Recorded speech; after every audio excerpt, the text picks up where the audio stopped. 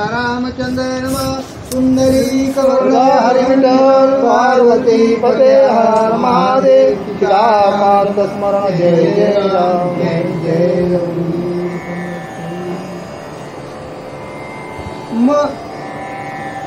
जळी जाळे असे टाकीत आपुले उदर पोसी सतत मीन मारी असंख्यात म्हणे हा प्रसाद धर्माचा.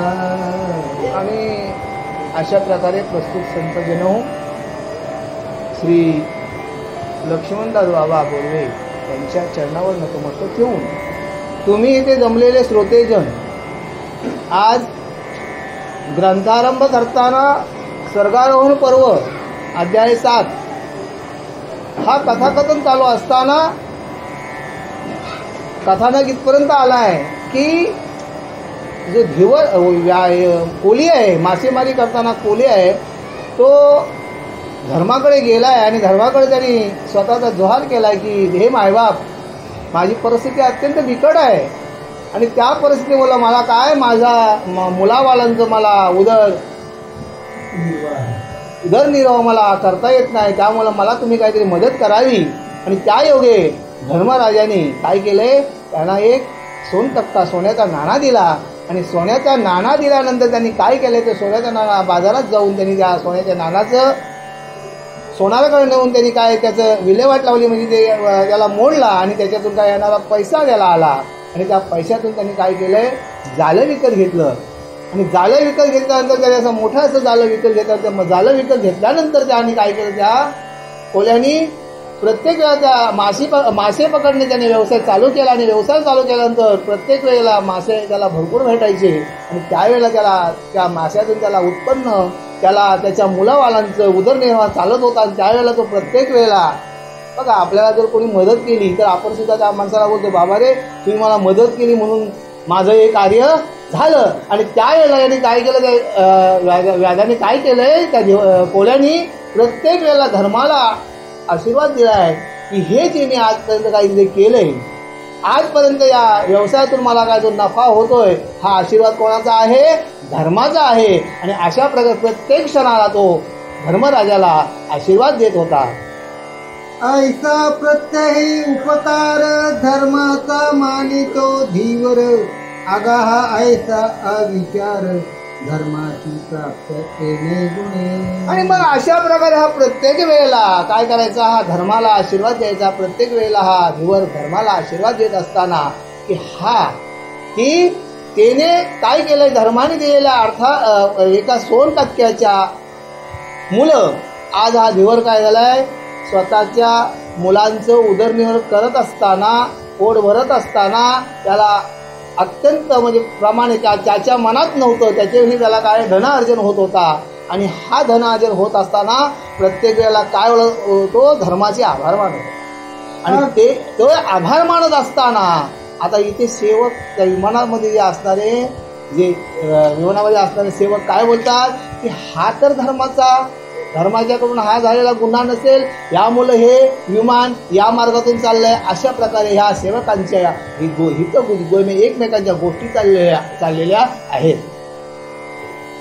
अगा सर्वासी अन्न, सर्वासी द्यावे अन्न, परिधान द्यावे पात्र पाहून, म्हणून धर्मासी पतन हिंसा संदेश घडला. म्हणजे आपण जीवनामध्ये जगत असताना ज्यावेळेला आपण एखाद्याला दान करतो, ते दान कसं करावं की ती माणसाची कुवत ओळखायला पाहिजे. जर आपण एखाद्या व्यसनी माणसाला जर आपण दान दिलं तर तो व्यसनी माणूस काय करेल, ते पैसे आपले घेऊन काय करेल, मदिरा पाचन करेल.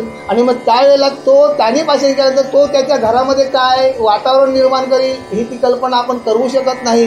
कधीतरी तो जाऊन गप्प झोपेल, तर कधी कधी आपल्या बायका मुलांना सुद्धा तो मारझोड करील आणि मग त्याचा दोष कोणाला लागेल. म्हणजे दान कसं करावं की ती दान केल्यानंतर ती आपण दिलेली त्याला वस्तू तो कितपत चांगल्या रीतीने त्याचा वापर करेल, चांगल्या रीतीने त्याचा उपयोगाचा नेईल. अशा प्रकारे प्रत्येक मानवाने सुद्धा या ग्रंथाद्वारे आपल्याला काही एक संदेश दिला आहे की प्रत्येक माणसाने काय केलं पाहिजे की दान करताना सत्पात्र दान असावं, की दान कसं असावं की या हाताचं या हाताला चाललं न पाहिजे. आताचं आपलं दान कसं, अरे मी काल 500 रुपये देणगी दिली, माझं नाव आलाच नाही, बरोबर की नाही.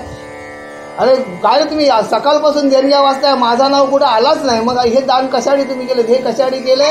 नावासाठी केले. मग दान कसं पाहिजे की दान या हाताचं त्या हाताला कळलं नाही पाहिजे, अशा प्रकारे दान सत्पात्री दान असावं. बरोबर गेलं. दान हे नावासाठी नसावं. आणि दान केल्याने दान हे कधी कधी कसं असावं? आपलं गुप्त असावं.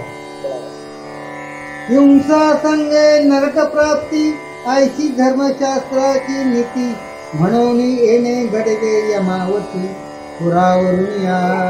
आणि मग हिंसा संगे नरक प्राप्ती म्हणजे सहज कळत न कळत धर्माने दिलेला एक नाना, आणि त्यामुळे या कोल्याने काय केलंय? जाळं आणून जाळ्यातून त्यांनी काय केलं? असंख्य असा मच्छी त्यांनी मारलेली आहे. मच्छीचा त्यांनी व्यवसाय केलेला आहे. आणि तो व्यवसाय करत असताना की दान केलं खरं, पण ते दान काय झालं? त्या दानातून काय झालंय की नको तिथे त्याचा वापर झालाय की कळत न कळत हे तर धर्माचे म्हणजे हे जे मासेमारी करतोय हे तर धर्माचं पाप झालं नाही, असं ते सेवक एकमेकाला बोलत आहेत.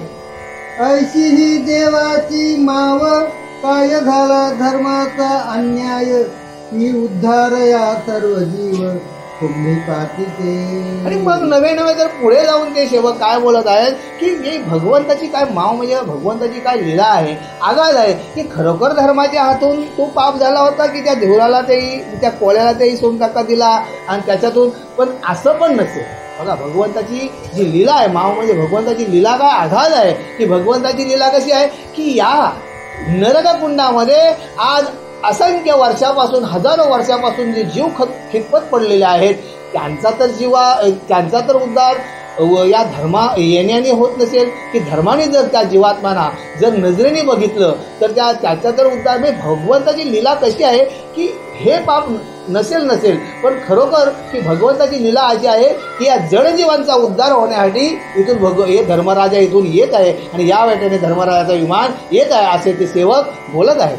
म्हणून त्याचे विमान पाहे यमपुरीवरून जात आहे, द्वादशे योजनेपर्यंत लवला आहे महादुर्गंधी येतसे. आणि तो जो नरक कुंडाची जो विमान ज्या मार्गातून चाललाय ते किती योजने? 1200 योजने लांब आहे.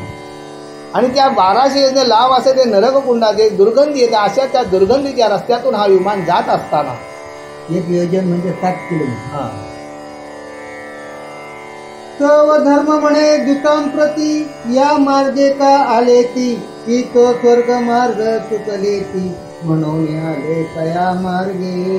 आणि मग आता धर्मराजाला प्रश्न पडला की विमान जे जात आहे ते विमान जात असताना धर्माच्या मनामध्ये कुठेतरी मनातून एक शंका आली की हे तर रस्ता तर चुकले नाही. आणि त्यावेळेला धर्म त्यांना प्रश्न करतोय की तुम्ही रस्त्यातून जात असताना तुम्ही या यमपुरीच्या मार्गातून या नरककुंडाच्या मार्गातून तुम्ही का आता तुम्ही रस्ता चुकलात का काय बाबा रे विमान आणताना, असा धर्म तिथे प्रश्न उभा करतोय. सर्वते कळले धर्माची की द्रव्य दिले धीवराची तो दोषाला आम्हाची मीना हत्तेचा.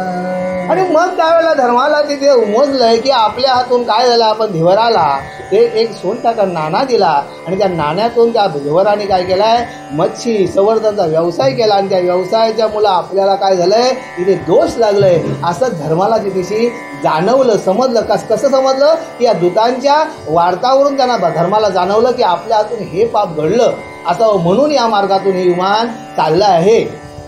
तया पापास्तव पाहे विमान यमपरीवरून जात आहे, दुर्गंधीने धर्मराय रमला मनी अत्यंत. आणि मग अशा प्रकारे की आपल्या हातून हे पाप घडलं आणि त्यामुळे या दुर्गंधयुक्त अशा रस्त्यातून विमान जात असताना काय झालंय, धर्माला काय झालंय, त्या धर्माचा श्वास कोंडलाय आणि त्याला म्हणजे कसं गुदमरल्यासारखं झालंय की तो असंही असा वास होता नरककुंडांचा. आणि मग धर्म काय केले दूतांची सत्वर बोलाविले, आगा तुम्ही जावे बहिणी यमपुरीची. आणि मग तिथे आता धर्मराजाने काय केलंय की त्या दूतांना बोलावलं आणि मग त्या दूतांना काय सांगितलंय की तुम्ही आता काय करा की तुम्ही आता इथे काय थांबू नका. हा जो तुम्ही रस्ता, मला तरी वाटते की तुम्ही रस्ता चुकलेला आहात, तरी पण तुम्ही आता काय करा या मार्गामध्ये तुम्ही आता थांबू नका, तुम्ही आता यमपुरीला जा. आणि मग पुढे धर्मराजा काय बोलतोय, जीवाची सांगावी मात की जितके असाल तुम्ही पाकात तितके येऊन समस्त